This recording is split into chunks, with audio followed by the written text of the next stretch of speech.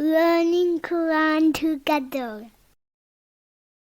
बिस्मिल्लाह अल्हम्दुलिल्लाह वस्सलातु वस्सलामु अला रसूलिल्लाह। सूरह अल-आराफ आयत 49। अहा उलाई, क्या यही लोग हैं, अल्लज़ीना अक़समतुम, वो जो कसम खाई तुमने, ला यनालुहुमुल्लाहु, के नहीं पहुँचाएगा अल्लाह बिरहमतिन, कोई रहमत। असहाबे एराफ कहेंगे कि तुम अहले ईमान के बारे में कहते थे कि ये लोग गुमराह हो गए और ये अल्लाह ताला की रहमत से मायूस हैं। देख लो कि हकीकत क्या थी और तुमने क्या समझी। अब देखो कौन कामयाब है और कौन नाकाम हो गया। उद्खुलुल जन्नता, जन्नत में दाखिल हो जाओ। ला खौफुन अलैकुम, ना तुम पर कोई खौफ है, वला अंतुम तहज़नून, और ना तुम गमगीन होगे। कमज़ोर लोगों से कहा जाएगा कि अपने नेक अमाल की वजह से बड़े एहतराम के साथ जन्नत में दाखिल हो जाओ। तुम्हें मुस्तकबिल का कोई धड़का नहीं और माजी के बारे में तुम कभी गमज़दा नहीं होगे। अल्लाह ताला सूरह मुत्तफ़िफ़ीन आयत 29 से 35 में फरमाते हैं, वो लोग जिन्होंने जुर्म किए वो उन पर जो लोग ईमान लाए हंसा करते थे, और जब वो उनके पास से गुजरते तो आपस में आंखों से इशारे करते थे, और जब वो अपने घर वालों की तरफ वापस आते तो मज़े लेते हुए वापस आते थे, और जब उन्हें देखते तो कहते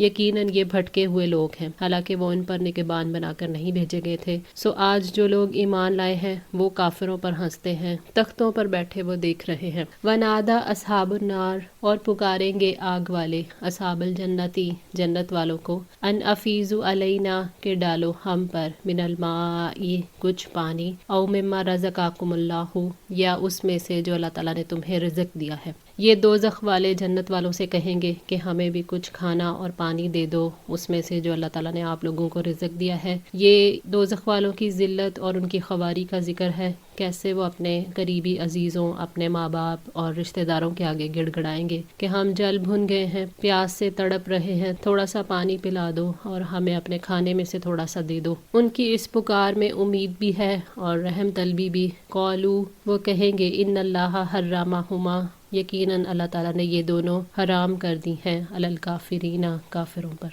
जन्नत वालों का जवाब है ये कि अल्लाह ताला ने उन दोनों चीज़ों को काफिरों के लिए हराम कर दिया है। जन्नत के खाने और पानी काफिरों के लिए नहीं है। ये अल्लाह ताला का उन पर जुल्म नहीं है बल्कि उनके अमाल की जज़ा है। उन्होंने अल्लाह ताला का इनकार किया, उसकी आयात का इनकार किया, उन्होंने दीन को खेल और तमाशा बना लिया था। अल्लज़ीना, वो जिन्होंने, अत्तख़ज़ू, बना लिया, दीनहुम, अपने दीन को, लहवम व लाइबा, शुगल और खेल। काफिरों के अमाल का जिक्र है कि उन्होंने दीन को दिल लगी और खेल बना लिया था, यानी उनके दिल दुनिया में मस्त थे और आखिरत को भुला बैठे थे। इसी वजह से वो दीन से गुरेज़ा हैं। उन्होंने दीन का मजाक उड़ाया और उसके एवज़ उन्होंने खेल तमाशों को अहमियत दी और आखिरत से गाफिल हो गए। वगर्रतहुमुल हयातुद दुनिया, और दुनिया की ज़िंदगी ने उन्हें धोखे में डाल रखा था। दुनिया की ज़ेब व ज़ीनत ने और दुनिया की तरगीब दिलाने वालों की कसरत ने उन्हें धोखे में डाल दिया कि ज़िंदगी तो बस यही ज़िंदगी है, खा लो पी लो और मन की मर्जी कर लो। वो दुनिया से मुतमिन होकर उससे खुश और राज़ी हो गए और आखिरत से मुंह मोड़कर उसे भूल गए। फल यौमा,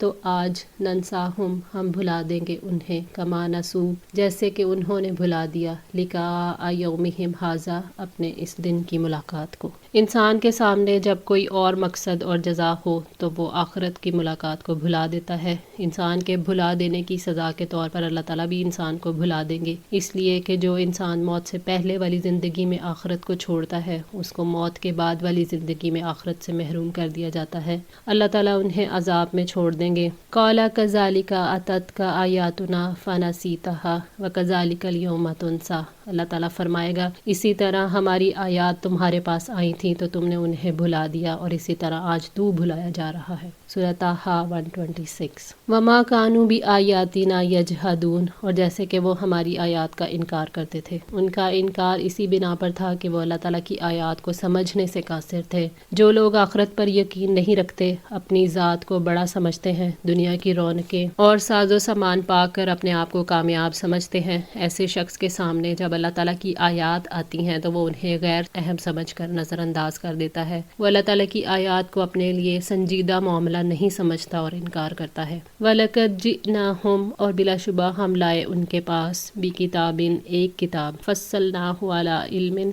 जिसको हमने इल्म की बुनियाद पर मुफस्सल बनाया। اللہ تعالیٰ نے یہاں واضح فرمایا ہے کہ ہم نے ان کے پاس ایسی کتاب بھیجی جس میں ہر چیز کو کھول کر بیان کر دیا گیا ہے جس کی انسانوں کو ضرورت ہوتی ہے۔ اس نے اپنے علم سے انسانوں کے لیے اس کتاب میں فیصلے کیے ہیں کہ کیا چیز انسانوں کے لیے درست ہے اور کیا چیز درست نہیں ہے۔ ہدم و رحمۃ لقوم یؤمنون، ان لوگوں کے لیے ہدایت اور رحمت ہے جو ایمان رکھتے ہیں، یعنی اس کتاب کے ذریعے سے اہل ایمان کے لیے گمراہی میں سے ہدایت واضح ہو جاتی ہے، حق اور باطل کے درمیان فرق واضح اور نمایاں ہو جاتا ہے، وہ اللہ تعالیٰ کی رحمت کے مستحق بن جاتے ہیں اور یہ دنیا اور آخرت میں بھلائی اور سعادت کا نام ہے۔ هل ينظرون، نہیں وہ انتظار کرتے، الا تأویلہ، مگر اس کے انجام کا، یعنی کیا ابھی بھی وہ اس کے انتظار میں ہے کہ جنت جہنم کی خبر اب واقع ہو جائے۔ قرآن کی خبریں جو آخرت کے حالات سے متعلق ہیں وہ ابھی واقعات کی صورت میں ظاہر نہیں ہوئیں، ابھی وہ انسان سے چھپی ہوئی ہیں،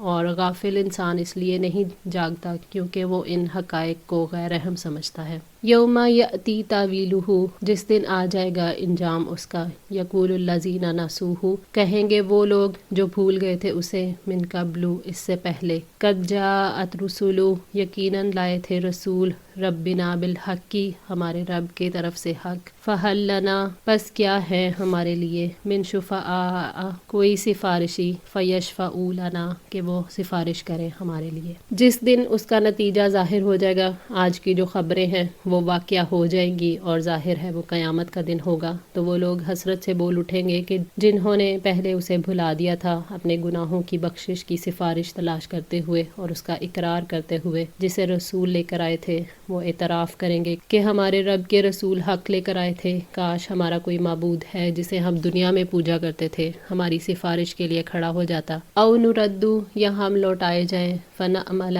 پھر ہم عمل کریں، غیر الذی، اس کے علاوہ جو، کننا نعمل، جو تھے ہم عمل کرتے۔ وہ کہیں گے کہ ہم دنیا میں واپس بھیج دیے جائیں، حالانکہ لوٹنے کا وقت تو گزر چکا۔ وہ کہیں گے کہ ہم شرک، شر اور فساد اب نہیں کریں گے، تو ہم اس کے برعکس عمل کریں گے، حالانکہ اگر وہ لوٹا بھی دیے جائیں تو وہی کام کریں گے جن سے انہیں روکا گیا تھا۔ انہوں نے اللہ تعالیٰ کو چھوڑ کر غیر اللہ پر توکل کیا، امیدیں باندھی، تو آج ان کا کوئی حمایتی نہیں جو انہیں عذاب سے بچا لے۔ قد خسروا انفسہم، یقیناً انہوں نے اپنی جانوں کو خسارے میں ڈالا، وضل عنہم، اور ان سے گم ہو گیا، ما کانوا یفترون، جو وہ جھوٹ گھڑا کرتے تھے۔ یہ ایسا خسارہ ہے جس میں مال، اولاد، اثاثے، سب کچھ چلا گیا۔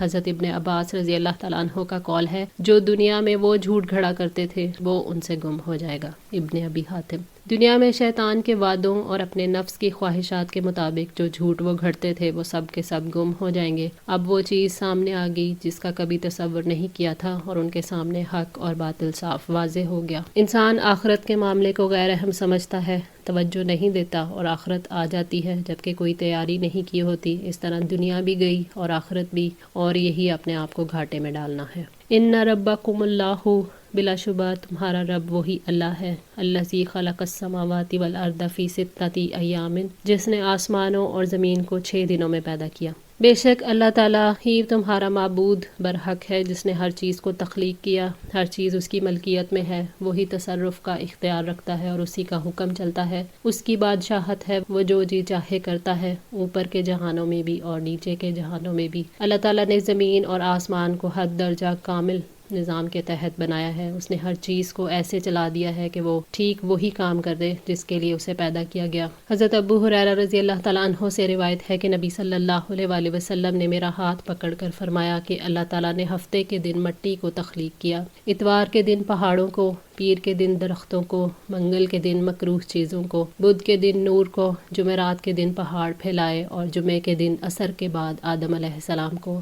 آخری تخلیق جمعے کی آخری گھڑی میں عصر اور رات کے درمیان۔ صحیح مسلم 27۔ یہاں دن سے مراد ہمارا یہ 24 گھنٹے کا دن نہیں جو سورج سے تعلق رکھتا ہے، کیونکہ یہ سورج تو اس وقت موجود نہیں تھا۔ قرآن پاک میں ایک اور مقام پر یوم کی مقدار 1000 سال کا ذکر ہے، اور ایک اور جگہ پر 50,000 سال کا، تو لہٰذا یہاں پہ 6 دن سے مراد 6 دور ہی لیے جا سکتے ہیں۔ اللہ تعالیٰ نے فرمایا سورہ فصلت آیت 9-12 میں، آپ کہہ دیں کہ کیا واقعی تم اس ذات کا انکار کرتے ہو جس نے زمین کو 2 دنوں میں بنایا اور تم اس کے لیے شریک بنا بناتے ہو، وہی تو سارے جہانوں کا رب ہے، اور اس نے زمین میں اس کے اوپر سے گڑے ہوئے پہاڑ بنا دیے اور اس میں برکتیں رکھ دی اور اس میں اس کی غذائیں اندازے سے رکھ دی 4 دنوں میں، برابر ہے سوال کرنے والوں کے لیے۔ پھر وہ آسمان کی طرف متوجہ ہوا اور وہ ایک دھواں تھا، تو اس نے اس سے اور زمین سے کہا کہ تم دونوں آ جاؤ، خوشی سے یا ناخوشی سے۔ دونوں نے کہا ہم خوش ہو کر آ گئے ہیں۔ تو اس نے 2 دنوں میں ان کو پورا 7 آسمان بنا دیا، اور اس نے ہر آسمان میں اس کا کام وہی کر دیا، اور ہم نے آسمان دنیا کو چراغوں سے زینت دی اور محفوظ کر دیا۔ یہ اندازہ ہے سب پر غالب، سب کچھ جاننے والے کا۔ ثم استوى علی العرش، پھر وہ عرش پر بلند ہوا۔ یغشی اللیل، وہ ڈھانپ دیتا ہے رات کو، النہار، دن پر، یطلبہ، جو طلب کرتا ہے اسے، حثیثا، تیزی سے۔ اللہ تعالیٰ اندھیری رات سے روشن دن کو ڈھانپ دیتا ہے اور زمین پر اندھیرا چھا جاتا ہے۔ اللہ تعالیٰ نے رات کو آرام کے لیے بنایا، اور رات میں تمام انسان اور ساری مخلوقات آرام کرتے ہیں اور اپنی تھکاوٹ دور کرتے ہیں۔ پھر سیاہ رات کے جانے کے بعد دن آ جاتا ہے اور لوگ اپنے کاموں میں مصروف ہو جاتے ہیں۔ اللہ تعالیٰ نے سورہ یاسین آیت 40-47 میں فرمایا، نہ ہی سورج کے لائق ہے کہ وہ چاند کو جا پکڑے، اور نہ ہی رات دن سے پہلے آنے والی ہے۔ وہ سب ایک ایک مدار میں تیر رہے ہیں، اور ان کے لیے ایک نشانی یہ بھی ہے کہ ہم نے ان کی نسل کو بھری ہوئی کشتی میں سوار کیا، اور ہم نے ان کے لیے اس جیسی اور چیزیں پیدا کی ہیں جن پر وہ سوار ہوتے ہیں، اور اگر ہم چاہیں تو انہیں غرق کر دیں، پھر نہ ہی ان کا کوئی فریاد رس ہو اور نہ ہی وہ بچائے جائیں گے، مگر یہ ہماری طرف سے رحمت ہے اور ایک خاص وقت تک فائدہ دینا ہے۔ اور جب ان سے کہا جاتا ہے کہ اس سے بچو جو تمہارے آگے اور تمہارے پیچھے ہے، تاکہ تم پر رحم کیا جائے، اور ان کے پاس ان کے رب کی نشانیوں میں سے کوئی نشانی نہیں آتی مگر وہ اس سے منہ ہی موڑنے والے ہوتے ہیں۔ اور جب ان سے کہا جاتا ہے کہ اللہ تعالیٰ نے جو کچھ تمہیں دیا ہے اس میں سے خرچ کرو، تو جنہوں نے کفر کیا ان لوگوں سے کہتے ہیں جو ایمان لائے کہ کیا ہم اس کو کھلائیں جس کو اللہ تعالیٰ چاہتا تو خود ہی کھلا دیتا،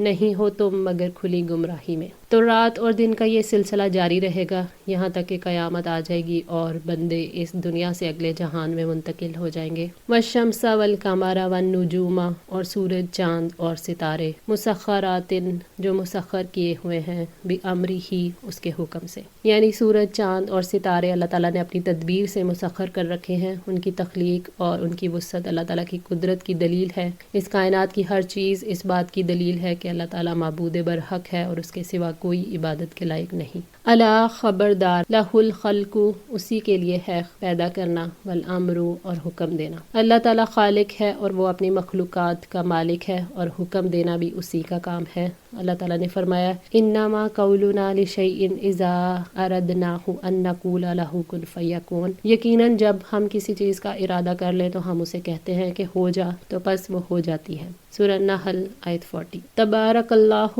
اللہ تعالیٰ بڑی برکت والا ہے، رب العالمین، جو سارے جہانوں کا رب ہے۔ یہاں اللہ تعالیٰ کے بابرکت ہونے کا مطلب یہ ہے کہ اللہ تعالیٰ نے کائنات کی کوئی بھی چیز جس مقصد اور خیر کے لیے بنائی تھی اس سے پورے کے پورے مقاصد حاصل ہو رہے ہیں، یعنی وہ بلند اور عظمت والا ہے، اس کی بھلائی اور احسان بہت زیادہ ہے۔ وہ اپنی ذات کے اعتبار سے بھی، اپنی عظمت اور کمال صفات کی بنا پر بھی بہت بابرکت ہے، اور مخلوق کو بے شمار نیکی سے نواز کر دوسروں کو بھی برکت عطا کرتا ہے۔ اس کائنات میں جو برکات نظر آتی ہیں وہ اس کی رحمت کے آثار ہیں۔ تفسیر سعدی۔ ادعو، پکارو، ربکم، اپنے رب کو، تضرعاً، عاجزی سے، وخفیۃً، اور چپکے چپکے۔ دعائیں مانگنے کا شوق دلایا جا رہا ہے جس سے دنیا بھی سنورتی ہے اور آخرت بھی۔ جب ہم اس کے آگے ہاتھ بلند کرتے ہیں اور اسے پکارتے ہیں تو اعتراف کرتے ہیں کہ اللہ تعالیٰ موجود ہے، وہ سب کچھ سننے والا، سمیع اور ہر چیز پر قدرت رکھنے والا ہے، اور وہی ہے جو غم دور کرتا ہے اور دعائیں قبول کرتا ہے، اس لیے کثرت سے دعائیں مانگنی چاہیے۔ خفیۃً، چپکے چپکے، یعنی دل میں اس کی وحدانیت پر یقین رکھتے ہوئے چھپ چھپ کر خالص اللہ تعالیٰ کے لیے آہوزاری کریں۔ بلند آواز سے اعلانیہ نہ گڑ گڑائیں جس سے ریاکاری کا اندیشہ ہو۔ حضرت ابو موسیٰ اشعری رضی اللہ تعالیٰ عنہ کہتے ہیں، لوگوں نے زور زور سے دعائیں مانگنی شروع کی تو آپ صلی اللہ علیہ وآلہ وسلم نے فرمایا، اپنے اوپر رحم کرو، کیونکہ تم کسی بہرے اور غیر موجود کو نہیں پکار رہے، تم جسے پکار رہے ہو وہ خوب سننے والا اور تمہارے پاس ہی ہے۔ اللہ تعالیٰ سے عاجزی سے اور چپکے چپکے دعائیں مانگو۔ قرآن پاک میں اللہ تعالیٰ نے حضرت زکریا علیہ السلام کی دعا کا ذکر فرمایا،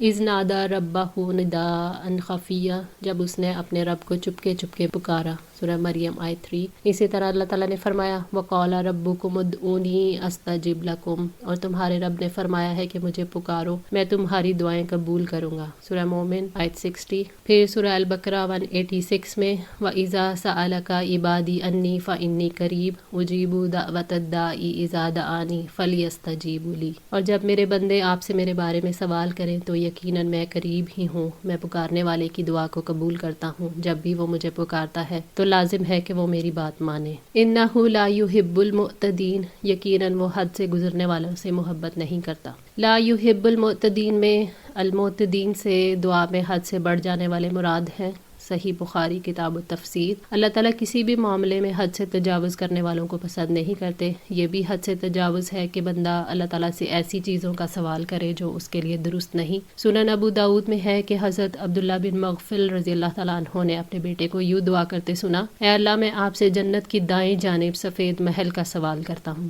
تو یہ سن کر انہوں نے فرمایا، اے بیٹے تو اللہ سے جنت کا سوال کر اور دوزخ سے پناہ مانگ، اپنی طرف سے سفید محل تجویز نہ کر۔ میں نے نبی صلی اللہ علیہ وآلہ وسلم کو یہ فرماتے ہوئے سنا ہے کہ عنقریب اس امت میں ایسے لوگ ہوں گے جو طہور یعنی وضو، غسل وغیرہ میں اور دعا میں اعتداء یعنی زیادتی کریں گے۔ سنن ابو داؤد 13۔ یہ بھی حد سے تجاوز ہے کہ انسان سوال کرنا ہی چھوڑ دے، اور یہ بھی حد سے تجاوز ہے کہ انسان بہت زیادہ بلند آواز میں دعا مانگے۔ دعا مانگتے ہوئے قبولیت کا مکمل یقین رکھنا چاہیے۔ اسی طرح اپنے نیک کاموں کو وسیلہ بنا کر دعا مانگی جا سکتی ہے۔ دعا کے شروع اور آخر میں اللہ تعالیٰ کی حمد و ثنا اور نبی صلی اللہ علیہ وآلہ وسلم پر درود بھی بھیجنا چاہیے، کیونکہ آپ صلی اللہ علیہ وآلہ وسلم نے فرمایا ہر دعا معلق رہتی ہے جب تک کہ دعا کے ساتھ اول اور آخر آپ صلی اللہ علیہ وآلہ وسلم پر صلاۃ و سلام نہ بھیجا جائے۔ اور اسی طرح دعا میں جلدی نہیں کرنی چاہیے۔ حضرت ابو ہریرہ رضی اللہ تعالیٰ عنہ سے روایت ہے کہ نبی صلی اللہ علیہ وآلہ وسلم نے فرمایا کہ ہر مسلمان کی دعا قبول ہوتی ہے جب تک کہ وہ تھڑ دلا اور جلد باز ہو کر یہ نہ کہے کہ میں نے تو اللہ تعالیٰ سے بہت دعائیں مانگی لیکن قبول نہیں ہوتی۔ تو صحابہ رضی اللہ تعالیٰ عنہ نے عرض کیا کہ اللہ کے رسول جلد بازی کیا ہے؟ آپ نے فرمایا کہ دعا مانگنے والا کہے میں نے دعا مانگی، پھر مانگی لیکن مجھے دعا قبول ہوتی نظر نہیں آتی، اور اس پر دعا مانگنا ہی چھوڑ دے۔ صحیح مسلم 6936۔